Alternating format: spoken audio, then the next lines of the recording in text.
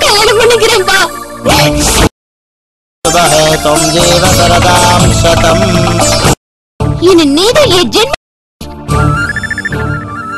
நீ எப்படி நல்ல பண்ண பாக்குற? கல்யாணத்துக்கு அப்புறம் எல்லார் வாழ்க்கையில ஒரு மாற்றம் வருமா? அந்த மாற்றம் உன் தங்கச்சி வாழ்க்கை நல்லபடியா இருக்கும். ஒண்ணு உங்க அப்பனை என் காலில் இருக்கிறது,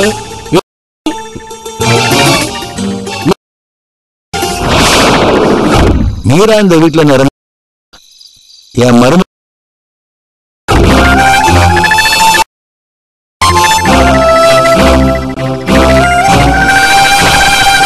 குழந்தைய காணும்.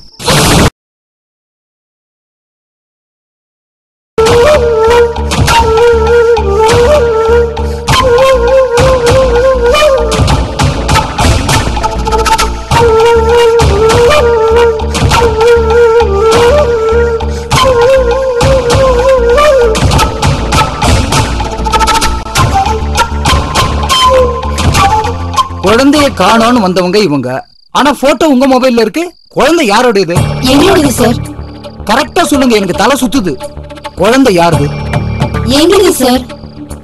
குழந்தையை கண்டுபிடிக்கிறதுக்கு முன்னால உங்க ரெண்டு பேர்ல யார் குழந்தையுடைய அம்மான்னு கண்டுபிடிக்கணும். சொல்லுங்க, யார் அம்மா? சார் நிறுத்துங்கம்மா.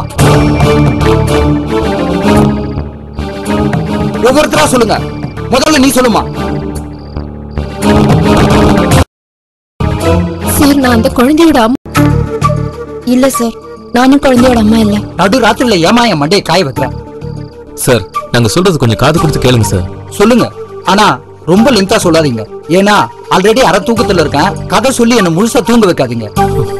சார், அது வந்து காளிதாஸ், நான் சொல்றேன் சார். குழந்தையோட அம்மா என்னோட ஃப்ரெண்டு. அவளால குழந்தைய வளர்க்க முடியாத சூழ்நிலை. அதனால என்கிட்ட ஒப்படைச்சிருந்தா. இவங்க குழந்தை இல்லாம கஷ்டப்படுறதா சொன்னாங்க. அதனால குழந்தை இவங்க கிட்ட தத்து கொடுத்தோம். அந்த குழந்தைதான் தொடச்சிட்டு வந்து நிக்கிறாங்க. கான்ஸ்டபிள் இங்க வாங்க. சார், இவங்க சொல்றது ஒண்ணும் புரியல. கம்ப்ளைண்ட் எழுதி வாங்கிக்கோங்க. சரி சார். ஆமா, நீங்க சொன்னதெல்லாம் எழுதி கொடுத்துட்டு போங்க. குழந்தையோட போட்டோவை முதல்ல பிரிண்ட் போட்டு கொடுங்க. குழந்தை கிடைச்சாக்கா இன்ஃபார்ம் பண்றோம். சார், குழந்தை அவங்க எங்க தொலைச்சாங்கன்னு கூட கேட்க மாட்டீங்களா? அதான் டீடைல்ஸ் எல்லாம் எழுதி கொடுக்க சொல்லிட்டேன்ல. அடித்தடி ஆள் கடத்தல்னு பல கேஸ் வருது. இதுல ரெக்கமெண்டேஷன் வேறையா? போலீஸ்காரனே நம்பிட்டு இருக்காம உங்களுக்கு தெரிஞ்ச வழியில தேடி பாருங்க. நாங்களும் தேடுறோம்.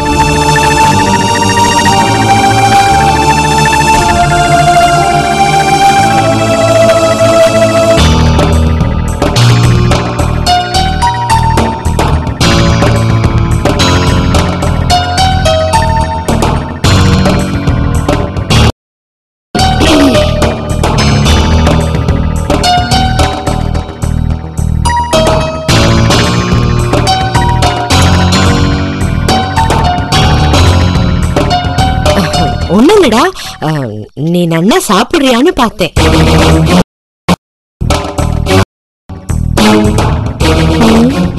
நம்ம முழங்குறதுலாம் இடியா தெரியலையே, எல்லாம் நிறையா தெரியாது. எப்படியும் கையெல்லாம் பின்னாடி வந்துதானே ஆகணும். அங்க வச்சு நின்று பேசிக்கிறேன்டா.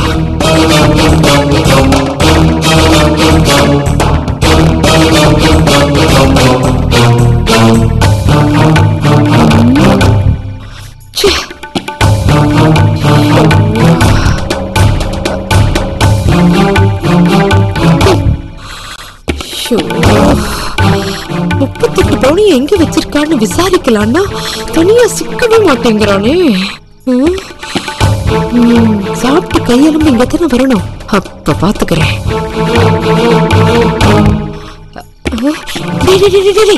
சத்த இங்க வாடா தியாகு. அப்புறம் கையெலும்பலாம் கைய விடுமா.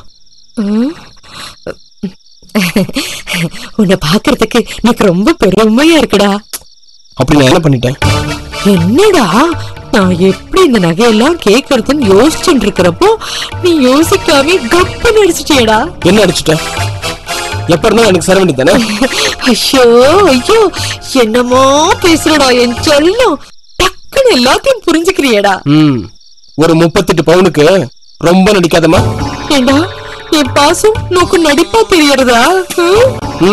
தான் பசிக்கு பாம்பு தன்னோட குட்டியே முழுங்குமா. நீயே அப்படிப்பட்டதுதானே இன்னைக்கு நல்லாவே தெரியும். நகரு. டேய் டேய், இங்க பாருடா, நகையெல்லாம் எங்கடா வச்சிருக்க? எதுக்கு? பத்திரமா இருக்க வேண்டாமோ? நான் அதான் கேட்டேன். வாங்க தெரிஞ்சவனுக்கு வைக்க தெரியாதா? அப்ப வச்சிட்டியா? வைக்கிறதெல்லாம் திருப்புறம் செய்யற வேலை. அப்படின்னா வித்துட்டியா? நோக்கு எதுக்கு அதெல்லாம்? நோக்கு எதுக்கா? ஏண்டா, உன் மனசுல நீ என்னடா நினைச்சிட்டு இருக்க? ராதாவை கட்டிண்டா எத்தனை நகை நமக்கு கிடைக்கும்னு யோசனை பண்ணி சொன்னவன் நான்டா. நீ சொன்னதுக்காக நான் இதை பண்ணல. என்னடா எதை சொன்னாலும் எடக்கு முடக்காவே பேசிட்டு இருக்க? நோக்கே புத்தி இப்படி போறது? ஏய், நான் நோக்கு நல்ல தண்டா செய்வேன். அந்த நகையெல்லாம் எடுத்துட்டு வந்து என்னண்ட கொடுத்துரு, நான் பத்திரமா வச்சுக்கிறேன். புதையில காத்த பூத மாதிரி ஒன்னாண்ட கொடுத்தா அந்த நகை அப்படியேதான் இருக்கும். அப்படி இல்லடா, நோக்கு எப்பப்ப தேவையோ அப்ப நான் உன்னாண்ட கொடுக்கறேன். இருக்கிறது எதுக்கு உன் கையில கொடுக்கணும்? அப்புறம் தேவைன்னா எதுக்கு ஒன்னாண்ட வந்து கேட்கணும்? என்னடா பேச்சுல ஒரு மார்க்கமா போயிட்டு இருக்கு. புரிஞ்சுண்டு ஒதுங்குண்டா நோக்கும் நல்லது. டேய், என்ன இப்படி எல்லாம் பேசினா என்னடா அர்த்தம்? நோக்கு மேல் நம்பிக்கை இல்லையா? அம்மா, நான் ஒண்ணு இந்த நகையெல்லாம் கொள்ளடிக்கல. நோக்கு பங்கு கொடுக்கறதுக்கு. ராதாவால இந்த ஆத்துமானம் போயிடக்கூடாதுங்கிறதுக்காக தான் நான் அவ கருத்துல தாலியை கட்டினேன். அதுக்கு கிடைச்ச கூலிதான் இந்த நகையெல்லாம். அதுல இருந்து ஒரு குண்டுமணி அளவுக்கு கூட நோக்கு கிடைக்காது. புரிஞ்சுதா? புரிஞ்சுடுத்துப்பா, நன்னா புரிஞ்சுடுத்து. சரி, நீ அந்த நகையெல்லாம் வச்சுண்டு இனிமே என்ன பண்ண போறதா உத்தேசம்? பிசினஸ் பண்ணலான்னு இருக்க.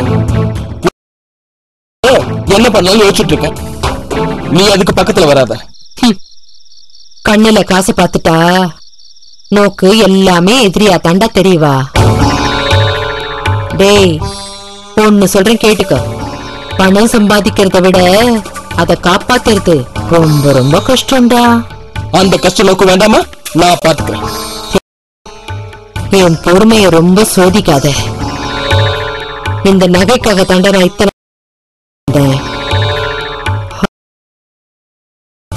எனக்கு கெட்ட கோவம் வரும். ஏண்டா, அந்த நகையெல்லாம் என்னண்டே இருந்துட்டு போட்டுமே. நேக்கு அப்புறம் அந்த நகையெல்லாம் யார் எடுத்துக்க போறா? எல்லாமே நோக்கு தானேடா.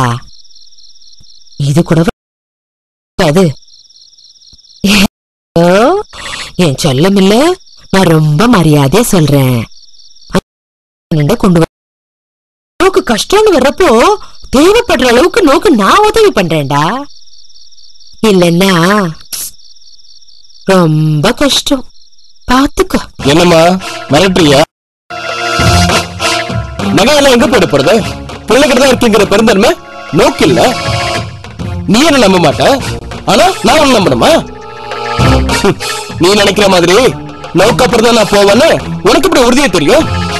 நான் முன்னாடியே போயிட்டா எல்லாம் இருந்தும் அனுபவிக்க முடியாம போயிடும்ல. அப்படி ஒரு வாழ்க்கை நோக்கு அதுக்கு. என் வாழ்க்கையை தொலைச்சுட்டுதா நான் இத்தனை நகையை சம்பாரிச்சிருக்கேன். அது உன் காலடியில கொண்டது மடுத்தனமா நினைச்சுட்டு இருக்காத. ஈஸ்வரா ஈஸ்வரா, வயசான காலத்துல நோக்கே எவ்வளவு கோவம் வந்தா நேக்கு எவ்வளவு வரும்? வீணா என் ரூட்ல கிராஸ் பண்ணாம. புரியுதா?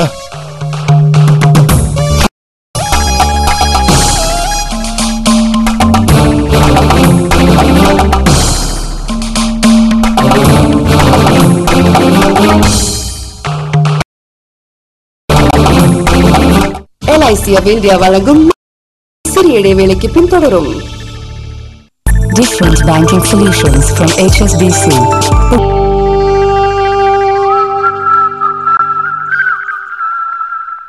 LIC of India வழங்கும் மீரா தொடர்கிறது.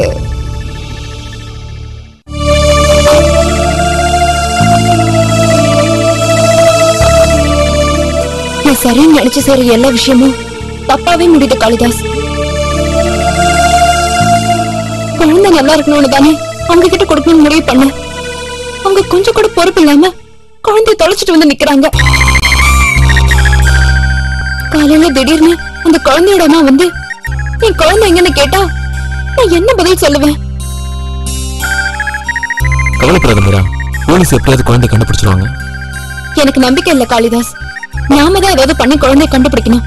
இத பாருமா, அந்த அம்மா சொன்னதையும் நம்பாம நீங்க குழந்தை தொலைஞ்ச இடத்தெல்லாம் அலைஞ்சிட்டு வந்திருக்கீங்க. அது போதும், குழந்தை கிடைச்சிரும். நீ ஹாஸ்பிட்டலுக்கு கிளம்புமா. எப்படி அங்கிள்? எப்படி என்னால ஹாஸ்பிட்டல்ல நிம்மதியா வேலை பார்க்க முடியும்? என்ன எல்லாரும் காலையில உட்காந்து காஷ்மீர் பிரச்சனையை பத்தி டிஸ்கஸ் பண்ணிட்டு இருக்கீங்களா?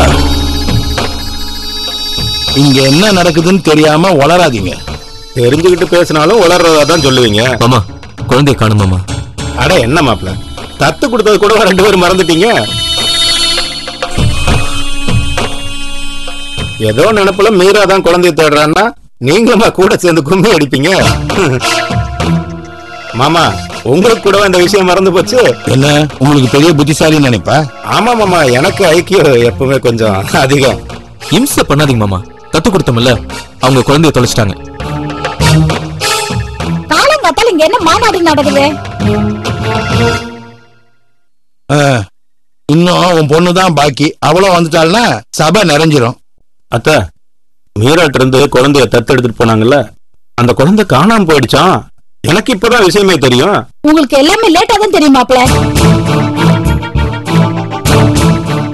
தத்து கொடுத்ததோட பிரச்சனை முடிஞ்சு போயிடுச்சு. அதுக்கப்புறம் அந்த குழந்தை இருந்தா என்ன, இல்லாம போனா என்ன? அதுக்காக நீங்க எதுக்கு எல்லாரும் கூடி மாநாடு போட்டுட்டு இருக்கீங்க? போங்க, போய் வேலையை பாருங்க, போங்க. ஏண்டி இப்படி மனசாட்சி இல்லாம பேசுற? நான் இப்ப கேட்டுட்டேங்கிறதுக்காக கேட்ட சண்டைக்கு வரீங்களே? தத்து எடுத்து உங்க புள்ளைய காணனா போலீஸ் ஸ்டேஷனுக்கு போறதை விட்டுட்டு எதுக்காக இங்க வந்து இவங்க 2 பேரை கூட்டிட்டு போனா? பாவம் என் புள்ள எவ்வளவு கஷ்டப்படுறா. ராத்திரி முழுக்க அலைஞ்சிருக்கான். அது தொலைணுங்கிறதுக்காக பிறந்திருக்க புள்ள. தொலைஞ்சிட்டு போட்ட விடுங்க. ஏமா இப்படி பேசுறீங்க? மீராவே வருத்தத்துல இருக்கா. நீ கவலைப்படாத மீரா, குழந்தை கிடைச்சிரும். அது எப்படி கிடைக்கும்? பூனைக்குட்டியோ நாய்க்குட்டியோ தூக்கி கொடுத்திருந்தா அதை கட்டா அவுத்துக்கிட்டு வளர்த்தவங்க வீட்டுக்கு வந்திருக்கும். மனுஷ குட்டிக்கு அதெல்லாம் தெரியாத. எங்க போச்சோ அங்க அப்படியே செட்டில் ஆயிருக்கும். எல்லாரையும் உங்களை வச்சு எடை போடாதீங்க. மாமா, என்ன இன்சல்ட் பண்ணாதீங்க. இன்சல்ட் பண்ண மட்டும் என்ன, வேற வீடா பாத்துட்டு போறீங்க? ஏன் அவரு எதுக்கு இந்த வீட்டு விட்டு போனா? அவரே இந்த வீட்டு மாப்பிள்ள. ஏதோ ஒரு குழந்தைய தூக்கிட்டு வந்து இந்த வீட்டுல சகல உரிமையோட இருக்கும்போது இவர் இங்க தங்கலாம். ஏண்டி, அவளே குழந்தைய தொலைச்சிட்டு சோகத்துல இருக்கிற அவளை போய் நீ உள்ள போமா. நான் எல்லாருக்குமே சிரமம் கொடுக்குறேன். சீக்கிரமே நல்ல ஹாஸ்டல் பார்த்துட்டு போயிடுறேன். ஆண்டி, ரொம்ப நாள் இல்ல, 2-3 நாள் என்ன பொறுத்துக்கோங்க. மீரா, அத்தை ஏதோ கோபத்துல சொன்னாங்க. நீ அதுக்காக இப்படி எல்லாம் யோசிக்காத. நீ எத்தனை நாள் வேணாலும் இந்த வீட்லயே தங்கிக்கலாம். மாப்பிள்ள, பாவத்த மாப்பிள்ளைக்கு இருக்கிற மனசு கூட உனக்கு இல்ல.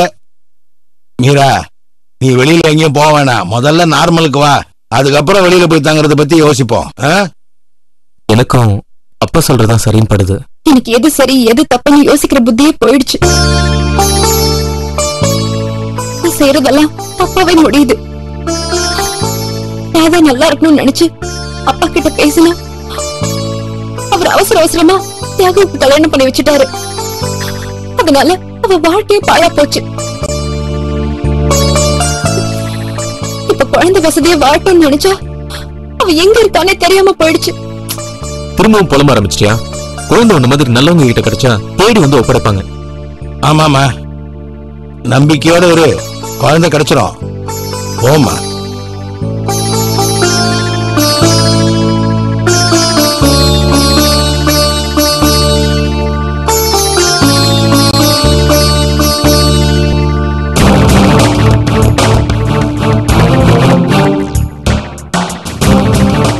கடவுளே, அந்த குழந்தை திரும்ப கிடைக்க கூடாது.